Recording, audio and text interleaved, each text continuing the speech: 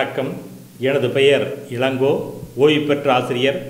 தருமபுரி மாவட்டம் பாப்பாரப்பட்டி கிராமத்தில் இருக்கும் தியாகி சுப்பிரமணிய சிவா அரசு ஆண்கள் மேல்நிலைப்பள்ளியிலே ஆசிரியராக இருந்து ஓய்வு பெற்றவன். நாட்டு நலப்பணி திட்ட மாவட்ட தொடர்பலுவலராக ஏறத்தாழ 25 ஆண்டுகள் பணியாற்றியவன். தற்பொழுது மகான் ஔவையார் அருளிய ஆத்திச்சூடிக்கு சிவராஜ யோகி பரமானந்த சதாசிவ சத்குரு தவத்திரு ரங்கராஜ தேசிய சுவாமிகள் அருளிய விளக்க உரையினை வாசிக்க வந்திருக்கின்றேன். பல்வேறு நாடுகளிலே தமிழை எழுத பிடிக்க தெரியாதவர்கள் இருக்கின்ற காரணத்தினாலும் இதை ஒளிவடிவமாக மாற்ற ஐயா ரங்கராஜ தேசிய சுவாமிகள் அவர்களுடைய அறிவுரையின்படி இதை வாசிக்க வந்திருக்கின்றேன். அனைவரும் கேட்டு பயன்பெற அன்போடு வேண்டுகிறேன்.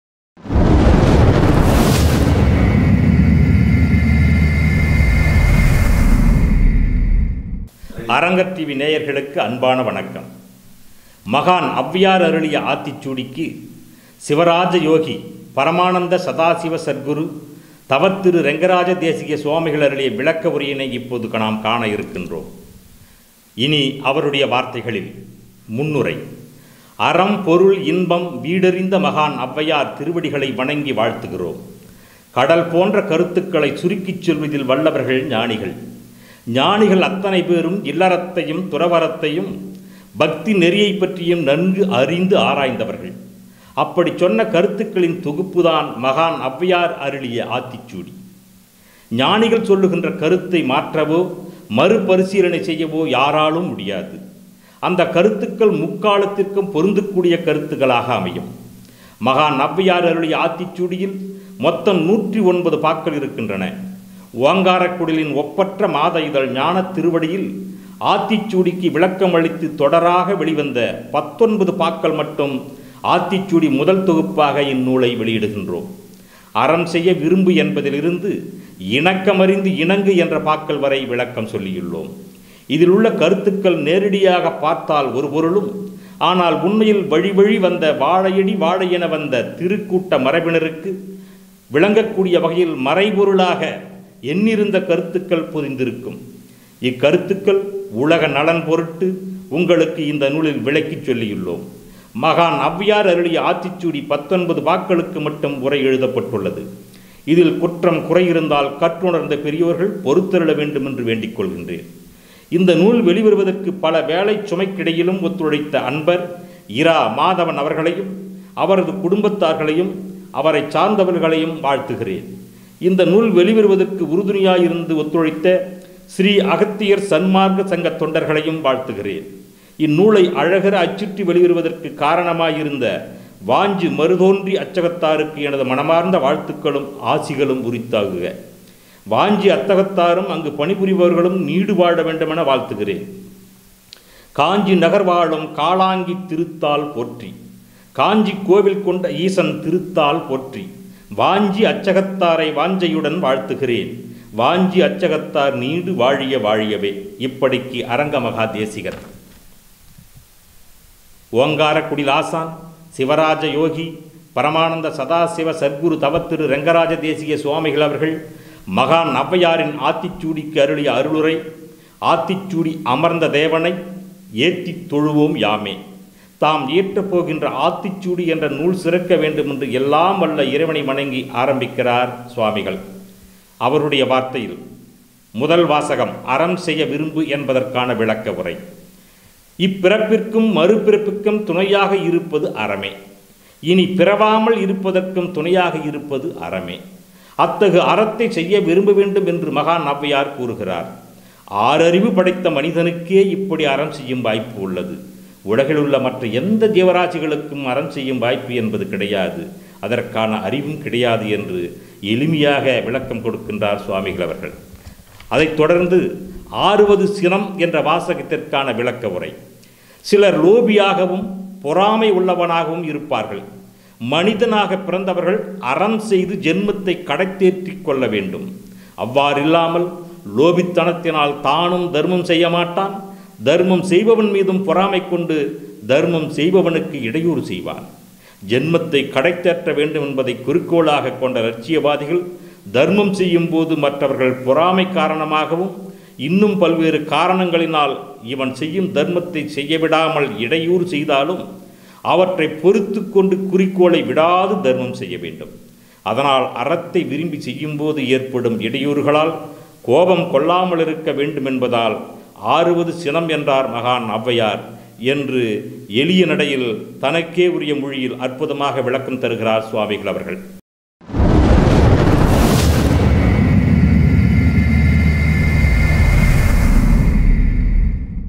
அடுத்து நாம் காண இருப்பது ஐயாவின் வார்த்தைகளில் ஆத்திச்சூடியின் விளக்க உரை. தலைப்பு இயல்வது கரவேல். அப்படி ஜென்மத்தை கடைத்தேற்ற விரும்புகிறவர்கள் அனைவருக்கும் பொருளாதார வசதி இருக்காது. ஒரு சிலருக்குத்தான் பொருளாதார வசதி இருக்கும். ஒரு சிலருக்குத்தான் விவசாயம், தொழில், உத்தியோகம் போன்றவற்றில் திறமையாக செயல்பட்டு செல்வத்தை சேர்க்கும் திறமையும் இருக்கும். அப்படி சேர்த்த செல்வம் மற்றவர்களுக்கு பயன்படும் வகையில் அனைவருக்கும் தானம் செய்து ஜென்மத்தை கடைத்தேற்றிக் கொள்ள வேண்டுமே அன்றி அச்செல்வத்தை மறைத்து வைக்கக்கூடாது. ஜென்மத்தை கடைத்தேற்றிக் கொள்ள வேண்டும் என்று விரும்புகிறவன் தம்மிடம் செல்வம் உள்ளபோதே தர்மத்தை செய்து புண்ணியத்தை சம்பாதித்து கொண்டு ஜென்மத்தை கடைத்தேற்ற முயற்சிக்க வேண்டுமே அன்றி அதை யாருக்கும் தெரியாமல் மறைத்து வைக்க எண்ணல் கூடாது. ஏனெனில் நாம் சம்பாதித்த செல்வம் நிலையில்லாதது என்பதை அறிய வேண்டும். எனவே தம்மிடம் செல்வம் உள்ளபோதே முடிந்தவரை செல்வத்தை கொண்டு தர்மம் செய்து புண்ணியத்தை தேடிக்கொள்ள வேண்டும் என்பதால் இயல்வது கரவேல் என்றார். அதை எடுத்து நாம் சேர்த்த பொருள்தான் தம்மை காப்பாற்றும் என்று எண்ணி மயக்கத்தினால் பொருளை இறுகப் பற்றி கொள்ளக்கூடாது. ஏனெனில் அச்செல்வம் நிலை இல்லாததோடு மட்டுமல்லாமல் நமக்கு அது பயன்படாது என்பதையும் மகான் திருவள்ளுவர் தமது திருக்குறளில் நன்றியில் செல்வம் என்ற அதிகாரத்தில் கீழ்கண்டவாறு குறிப்பிடுகிறார். வைத்தான் வாய் சான்ற பெரும்பொருள் அஃதுண்ணான் செத்தான் செய்ய கிடந்தது இல். ஒருவன் இடமெல்லாம் நிறைந்த பெரும்பொருளை சேர்த்து வைத்து அதை உண்டு நுகராமல் இறந்து போனால் அவன் அந்த பொருளால் செய்ய முடிந்தது ஒன்றுமில்லை. பொருளான் ஆம் எல்லாம் என்று ஈயாது இவரும் மருளான் ஆம் மானா பிறப்பு. பொருளால் எல்லாம் ஆகும் என்று பிறர்க்கு ஒன்றும் கொடுக்காமல் இறுகப் பற்றிய மயக்கத்தால் சிறப்பில்லாத பிறவி உண்டாம். ஈட்டம் இவரி இசை வேண்டா ஆடவர் தோற்றம் நிலக்கு பொறை. சேர்த்து வைப்பதையே விரும்பி பற்றுள்ளம் கொண்டு புகழை விரும்பாத மக்கள் பிறந்து வாழ்தல் நிலத்திற்கு பாரமே ஆகும். எச்சம் என்று ஒன்றும் கொல்லோ ஒருவரால் நச்சப்படாதவன் பிறருக்கு உதவியாக வாழாத காரணத்தால் ஒருவராலும் விரும்பப்படாதவன் தான் இறந்த பிறகு எஞ்சி நிற்பது என்று எதனை எண்ணுவானோ? கொடுப்பதும் துய்ப்பதும் இல்லார்க்கு அடுக்கிய கோடி உண்டாயினும் இல். பிறருக்கு கொடுத்து உதவுவதும் தான் நுகர்வதும் இல்லாதவர்க்கு மேன்மேலும் பெருகிய பல கோடி பொருள் உண்டானாலும் பயனேதும் இல்லை. ஏதம் பெருஞ்செல்வம் தான் துவ்வான் தக்கார்க்கு ஒன்று ஈதல் இயல்பிலாதான். தானும் நுகராமல் தக்கவர்க்கு ஒன்று கொடுத்து உதவும் இயல்பும் இல்லாமல் வாழ்கின்றவன் தன்னிடமுள்ள பெரும் செல்வத்திற்கு ஒரு நோயே ஆவான். அற்றார்க்கு ஒன்று ஆற்றாதான் செல்வம் மிக நிலம் பெற்றால் தமிழ் மூத்தற்று. பொருள் இல்லாத வறியவருக்கு ஒரு பொருள் கொடுத்து உதவாதவனுடைய செல்வம் மிக்க அழகு பெற்றவள் தனியாக வாழ்ந்து முதுமையுற்றார் போன்றது. நச்சப்படாதவன் செல்வம் நடுவூருள் நச்சு மரம் பழுத்தற்று. பிறருக்கு உதவாத காரணத்தால் ஒருவராலும் விரும்பப்படாதவனுடைய செல்வம் ஊர் நடுவில் நச்சு மரம் பழுத்தார் போன்றது. அன்பு ஒருயித் தன் செற்று அறம் நோக்காது ஈட்டிய ஒன்பொருள் கொள்வார் பிறர். பிறரிடம் செலுத்தும் அன்பையும் விட்டுத்தன்னையும் வருத்தி அறத்தையும் போற்றாமல் சேர்த்து வைத்த பெரும்பொருளை பெற்று நுகர்பவர் மற்றவரே. சீருடை செல்வர் சிறுதுணி மாறி வரம் கூர்ந்த தனையது உடைத்து. புகழ் பொருந்திய செல்வர் உற்ற சிறிய வறுமை உலகத்தை காக்கவல்ல மேகம் வறுமை மிகுந்தார் போன்ற தன்மை உடையது. மேலும் மகான் திருவள்ளுவர் தமது புகழ் என்ற அதிகாரத்தில் பிறருக்கு கொடுப்பது என்பதன் உயர்வை கூறும்போது தர்மமே ஒருவனது உயிருக்கு ஊதியம் என்பதை ஈதல் இசைபட வாழ்தல் அது அல்லது ஊதியம் இல்லை உயிர்க்கு என்று கூறுகிறார். நாம் பெற்ற செல்வமும் அழியக்கூடியது, நாம் எடுத்த இந்த தேகமும் அழியக்கூடியது. எனவே இந்த உடம்பு உள்ளபோதே செல்வம் உள்ளபோதே தர்மம் செய்து அழியாத ஆன்மாவிற்கு ஆக்கம் தேடிக்கொள்ள வேண்டும். நாம் செய்கின்ற தர்மமே நமது ஆன்மாவிற்கு ஆக்கம் தரக்கூடியதாகும். வேறொன்றும் நமது ஆன்மாவிற்கு ஆக்கத்தை தந்துவிட முடியாது. அதையடுத்து நாம் சேர்த்த செல்வந்தான் நம்மை காப்பாற்றும் என்று எண்ணுவது அறியாமையாகும். இந்த உடம்பு என்றும் நிலையானது என்று எண்ணி மயங்கி தக்க காலத்தில் அறம் செய்து ஜென்மத்தை கடத்தேற்றி கொள்ளாமல் செல்வத்தை இறுகப் பற்றி வாழ்பவர்களை பார்த்து மகான் திருவள்ளுவர் தமது திருக்குறளில் நிலையாமை என்ற அதிகாரத்தில் கீழ்கண்டவாறு கூறுகிறார். நில்லாதவற்றை நிலையென என்றுணரும் புல்லறிவாண்மை கடை. நிலையில்லாதவைகளை நிலையானவை என்று மயங்கி உணரும் புல்லறிவு உடையவராக இருத்தல் வாழ்க்கையில் இழிந்த நிலையாகும். கூத்தாட்டு அவைக்குழாத்தற்றே பெருஞ்செல்வம் போக்கும் அது விழிந்தற்று. பெரிய செல்வம் வந்து சேர்தல் கூத்தாடும் இடத்தில் கூட்டம் சேர்வதைப் போன்றது. அது நீங்கி போதலும் கூத்து முடிந்ததும் கூட்டம் களைவதைப் போன்றதே. அற்கா இயல்பிற்று செல்வம் அது பெற்றால் அற்குப ஆங்கே செயல். செல்வம் நிலைக்காத இயல்பை உடையது. அத்தகைய செல்வத்தை பெற்றால் பெற்ற அப்பொழுதே நிலையான அறங்களை செய்ய வேண்டும். நாள் என ஒன்று போல் காட்டி உயிர் ஈரும் வாழது உணர்வார் பெறின்.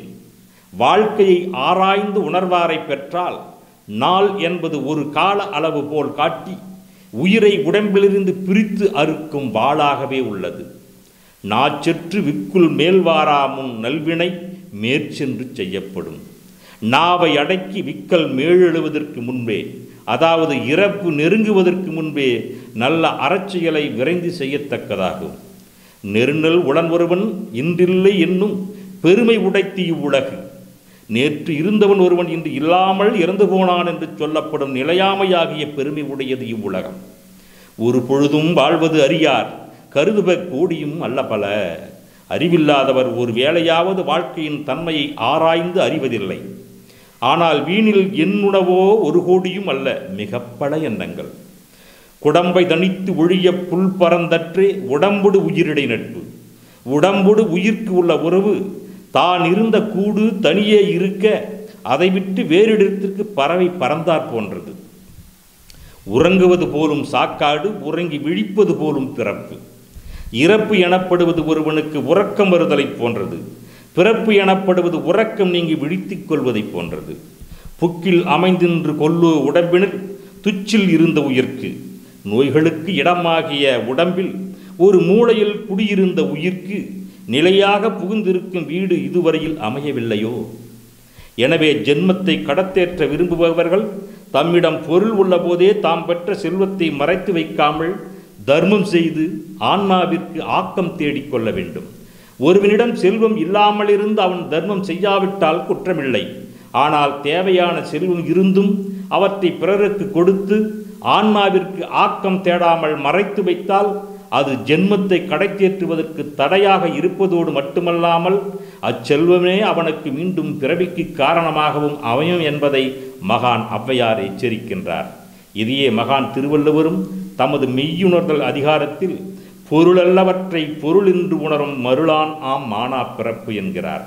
நிலையில்லாத பொருளை நிலையின்றி நினைத்து இறுகப்பற்றி கொள்வதனால் மீண்டும் துன்பமான பிறவிதான் வரும் என கூறுகிறார். மேலும் மகான் ஔவையார் தமது நல்வழி என்ற நூலில் பாடுபட்டு தேடி பணத்தை புதைத்து வைத்து கேடுகிட்ட மானிடரே கேளுங்கள் கூடுவிட்டிங்கு ஆவிதான் போனபின் யாரோ அனுபவிப்பார் பாவிகால் அந்த பணம் என்கின்றார். இந்த பொருளை இறுகப் பற்றி கொண்டு அறம் செய்யாதவர்கள் பாவிகள் என்றும் அவர்கள் அறத்தை உணராதவர்கள் என்றும் கூறுகிறார். மேலும் திருவள்ளுவர் அறத்தினை செய்தல் வேண்டும் என்பதை மிகவும் வலியுறுத்துகிறார். தமது அரண் வலியுறுத்தல் என்ற கீழ்கண்ட அதிகாரத்தின் மூலம் சிறப்பு ஈனும் செல்வமும் ஈனும் அறத்தின் ஊங்கு ஆக்கம் எவனோ உயிர்க்கு. அறம் சிறப்பையும் அளிக்கும் செல்வத்தையும் அளிக்கும். ஆகையால் உயிர்க்கு அத்தகைய அறத்தை விட நன்மையானது வேறு யாது? அறத்தின் ஊங்கு ஆக்கமும் இல்லை, அதனை மறுத்தலின் ஊங்கில்லை கேடு. ஒருவருடைய வாழ்க்கைக்கு அறத்தை விட நன்மையானதும் இல்லை, அறத்தை போற்றாமல் மறப்பதை விட கெடுதியானதும் ஏதுமில்லை. உள்ளும் வகையான் அறவினை ஓவாதே செல்லும் வாயெல்லாம் செயல். செய்யக்கூடிய வகையால் எக்காரணத்தாலும் விடாமல் செல்லுமிடமெல்லாம் அறச்செயலை போற்றிச் செய்ய வேண்டும். மனத்துக்கண் மாசிலன் ஆதல் அனைத்தரன் ஆகுல நீரபெற. ஒருவன் தன் மனதில் குற்றம் இல்லாதவனாக இருக்க வேண்டும். அறம் அவ்வளவே. மன தூய்மை இல்லாத மற்றவை ஆரவார தன்மை உடையவை. அழுக்காறு அவா வெகுளி இன்னாச்சொல் நான்கும் இழுக்கா ஏன்றது அறம். பொறாமை, ஆசை, சினம், கடுஞ்சொல் ஆகிய இந்த 4 குற்றங்களுக்கும் இடங்கொடுக்காமல் அவற்றை கடிந்து விழுகுவதே நல்லறமாகும். அன்றறிவாம் எண்ணாது அறம் செய்க மற்றது பொன்றும் கால் பொன்றாத் துணை. இளைஞராக உள்ளவர் பிற்காலத்தில் பார்த்து கொள்ளலாம் என்று எண்ணாமல் அறம் செய்ய வேண்டும். அதுவே உடல் அழியும் காலத்தில் அழியா துணையாகும். அறத்தாறு இது என வேண்டா சிவிகை பொறுத்தானோடு ஊர்ந்தான் இடை. பல்லக்கை சுமப்பவனும் அதன் மேலிருந்து ஊர்ந்து செல்வோனும் ஆகிய அவர்களிடையே அறத்தின் பயன் இஃது என்று கூற வேண்டாம். வீழ்நாள் படாமை நன்று ஆற்றின் அஃதுருவன் வாழ்நாள் வழியடைக்கும் கல். ஒருவன் அறம் செய்ய தவறிய நாள் ஏற்படாதவாறு அறத்தை செய்வானானால் அதுவே அவன் உடலுடு வாழும் நாள் வரும் பிறவி வழியை அடைக்கும் கல்லாகும். அறத்தான் வருவதே இன்பம் மற்றெல்லாம் புறத்த புகழும் இல. அறநெறியில் வாழ்வதன் பயனாக வருவதே இன்பமாகும். அறத்தோடு பொருந்தாமல் வருவனையெல்லாம் இன்பமில்லாதவை புகழும் இல்லாதவை. செயற்பாலது ஒரும் அரணே ஒருவர்க்கு உயர்பாலதோறும் பழி. ஒருவன் வாழ்நாளில் முயற்சி மேற்கொண்டு செய்யத்தக்கது அறமே, செய்யாமல் காத்து கொள்ளத்தக்கது பழியே. இப்படி சொன்ன வள்ளுவர் ஒருவர் பிறருக்கு கொடுக்கும் பொருளினால் ஏற்படும் நன்மைகளையும் அவர் எவ்வாறு தர்மம் செய்ய வேண்டும் என்பதையும் குறித்து தமது திருக்குறளில் ஈகை என்ற அதிகாரத்தின் மூலம் கீழ்கண்டவாறு கூறுகிறார். வறியார்க்கு ஒன்று ஈவதே ஈகை மற்றெல்லாம் குறி எதிர்ப்பை நீரது உடைத்து. வறியவர்க்கு ஒரு பொருளை கொடுப்பதே ஈகை எனப்படுவது. மற்றவர்க்கு கொடுப்பதெல்லாம் பயனை எதிர்பார்த்து கொடுக்கும் தன்மையுடையது. நல்லாறு எனினும் குழல் தீது மேலுலகம் இல்லெனினும் ஈதலே நன்று. பிறரிடமிருந்து பொருள் பெற்றுக் கொள்ளுதல் நல்ல நெறி என்றாலும் கொள்ளல் தீமையானது. மேலுலகம் இல்லை என்றாலும் பிறருக்கு கொடுப்பதே நல்லது. இளனென்னும் எவ்வம் உரையாம ஈதல் குளனுடையான் கண்ணே உள. யான் வறியவன் என்னும் துன்பச் சொல்லை ஒருவன் உரைப்பதற்கு முன் அவனுக்கு கொடுக்கும் தன்மை நல்ல குடிப்பிருப்பு உடையவனிடம் உண்டு. இன்னாது இறக்கப்படுதல் இறந்தவர் இன்முகம் காணும் அளவு. பொருள் வேண்டுமென்று இறந்தவரின் மகிழ்ந்த முகத்தை காணும் வரைக்கும் இறத்தலை போலவே இறந்து கேட்கப்படுதலும் துன்பமானது. ஆற்றுவார் ஆற்றல் பசியாற்றல் அப்பசியை மாற்றுவார் ஆற்றலின் பின். தவ வலிமை உடையவரின் வலிமை பசியை பொறுத்து கொள்ளலாகும். அதுவும் அப்பசியை உணவு கொடுத்து மாற்றுகின்றவரின் ஆற்றலுக்கு பிற்பட்டதே ஆகும். அற்றார் அழிப்பசி தீர்த்தல் அஃதுருவன் பெற்றான் பொருள் வைப்பழி. வறியவரின் கடும் பசியை தீர்க்க வேண்டும்.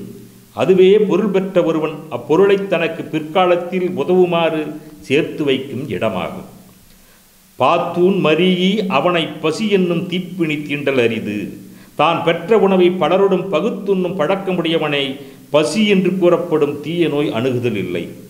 ஈத்துவக்கும் இன்பம் அறியார்க்குள் தாம் உடைமை வைத்திழக்கும் வன்கணவர். தாம் சேர்த்துள்ள பொருளை பிறருக்கு கொடுக்காமல் வைத்திருந்து பின் இழந்துவிடும் வன்கண்மை உடையவர் பிறருக்கு கொடுத்து மகிழும் மகிழ்ச்சியை அறியாரோ. இரத்தலின் இன்னாது மன்ற நிரப்பிய தாமே தமியர் உணல். பொருளின் குறைபாட்டை நிரப்புவதற்காக உள்ளதை பிறருக்கு ஈயாமல் தாமே தமியராய் உண்பது வறுமையால் இறப்பதை விட துன்பமானது. சாதலின் இன்னாதது இல்லை இனிது அதுவும் ஈதல் ஏயா கடை. சாவதை விட துன்பமானது வேறொன்றும் இல்லை. ஆனால் வறியவர்க்கு ஒரு பொருள் கொடுக்க முடியாத நிலை வந்தபோது அச்சாதலும் இனியதே ஆகும்.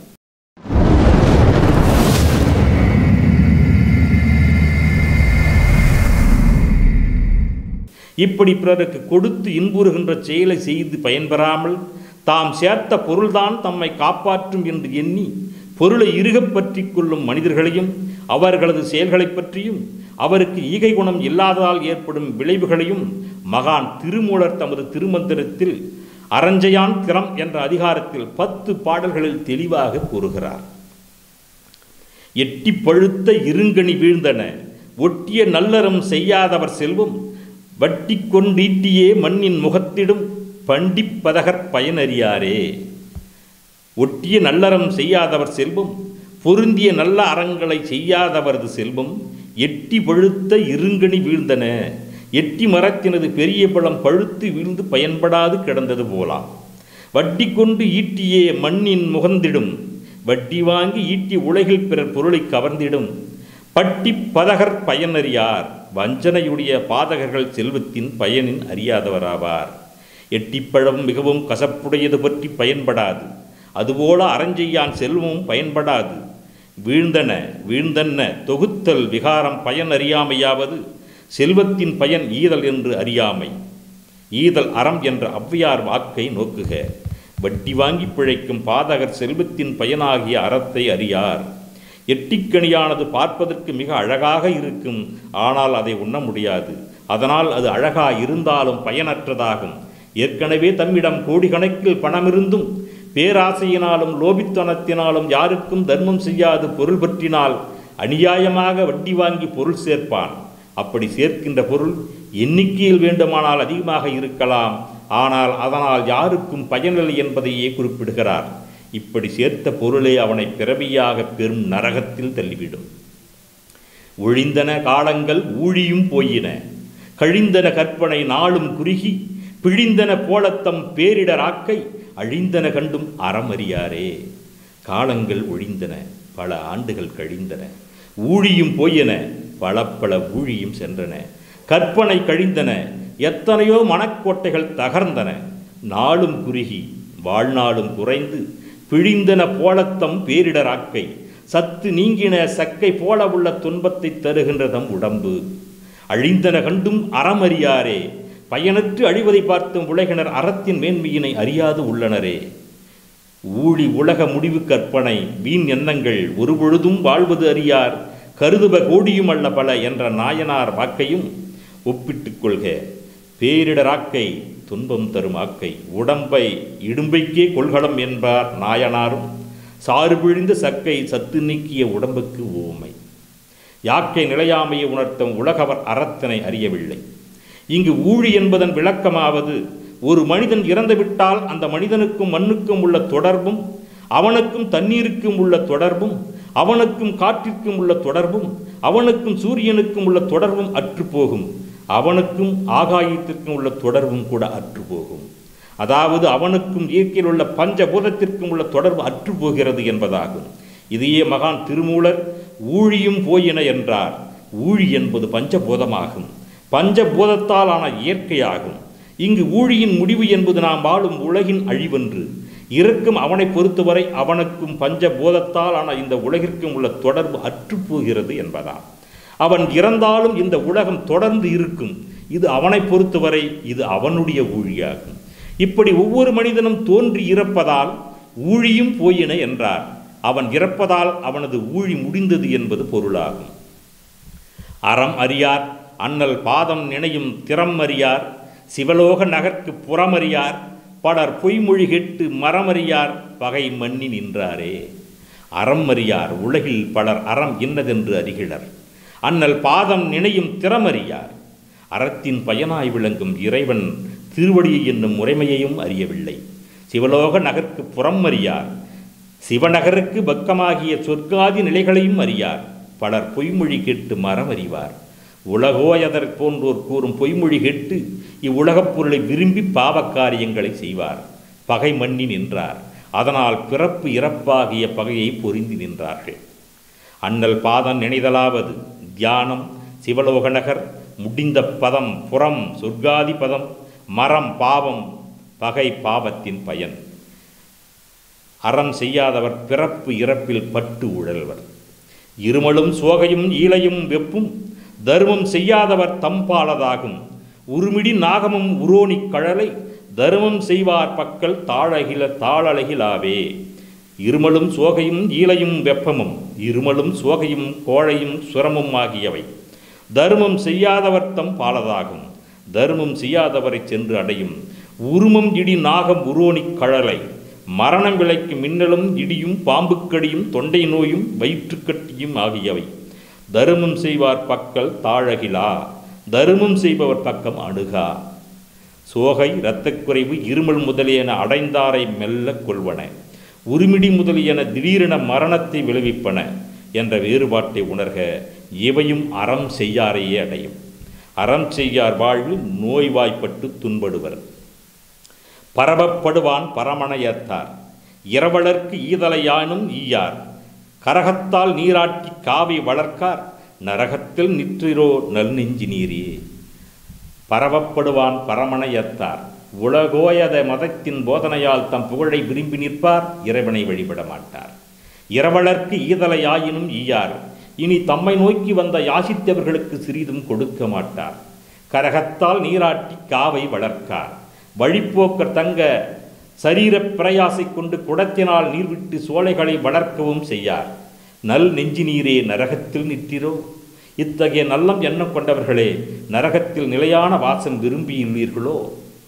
ஈதலை ஈயின் தலையளவு சிறுமை குறித்தது. அட்டுதல் வார்த்தல் பொருள் கொடாது போயினும் உடல் உழைப்பாவது வேண்டும் என்பது நல் நெஞ்சு நீர் வஞ்சக புகழ்ச்சி.